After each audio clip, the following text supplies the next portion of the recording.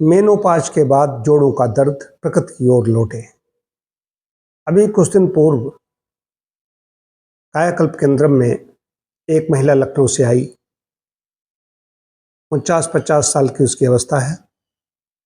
तो after menopause उसके तमाम प्रकार के दर्द कुछ पहले से भी थे, कुछ बाद भी शुरू हो गए। तो इसीलिए आज ये विषय ले रहा हूं कि मेनोपाज के बाद में एस्ट्रोजन एक हार्मोन होता है, उसका स्तर कम होने लगता है और जोड़ों में दर्द शुरू हो जाता है।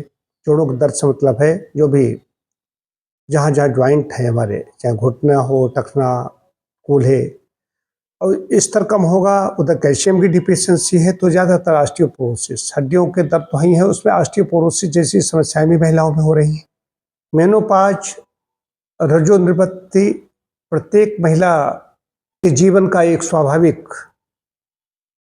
चरण है। ये कोई रोग नहीं बल्कि शरीर में होने वाला एक प्राकृतिक परिवर्तन है।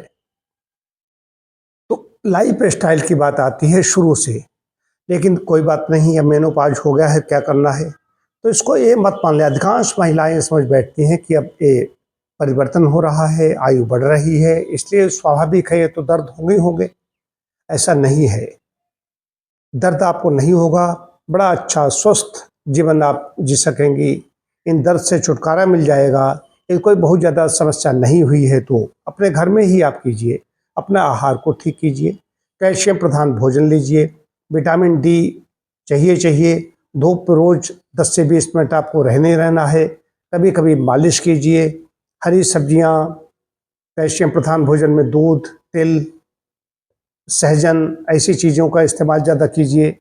चीनी से बनी चीज़ों का बहिष्कार कीजिए। चीनी से बनी चीज़ें बहुत हानिकारक है, कैल्शियम को कम कर देती हैं। और कैल्शियम महिलाओं में शुरू से ही कम चला आ रहा होता है। जब एस्ट्रोजन इधर कम हो जाता है, इसका स्तर कम होता है, तो ये कैल्शियम और कम होने लगता है। इसके साथ साथ में मन के लिए करना है, तो व्यायाम भी करना है, आहार भी अपना ठीक रखना है। आहार में कैल्शियम और विटामिन डी, दो चीज़ों पर विशेष ध्यान देना है।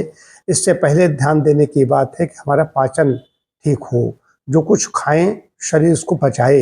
यदि पचेगा नहीं, कैल्शियम के लिए हमारे दूध लिया तो दूध पच नहीं रहा है, गैस बन रही है, लूज मोशन हो रहे हैं या और कोई समस्या है, तो ये भी, तो इसका ध्यान रखना होगा कि हमारा पाचन ठीक रहे।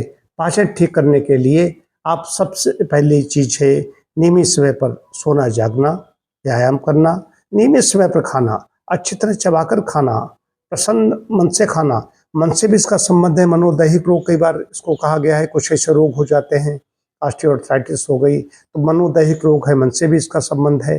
कहीं देखिए कोई चिंता नहीं है, दुश्चिंता नहीं है, ये सब पूरा चक्रव्यूह रचना होता है। तो आहार विहार के साथ साथ में व्यायाम आपका कैसा हो गया, ध्यान कैसा हो गया, साथ साथ में विटामिन डी, उगते हुए सूरज को देखना है, वहाँ पर बैठना है, समय समय पर सप्ताह में जिनके दर्द हो गया है उनको सप्ताह में एक आध बार मालिश भी करनी है। मालिश तिल के तेल से करें।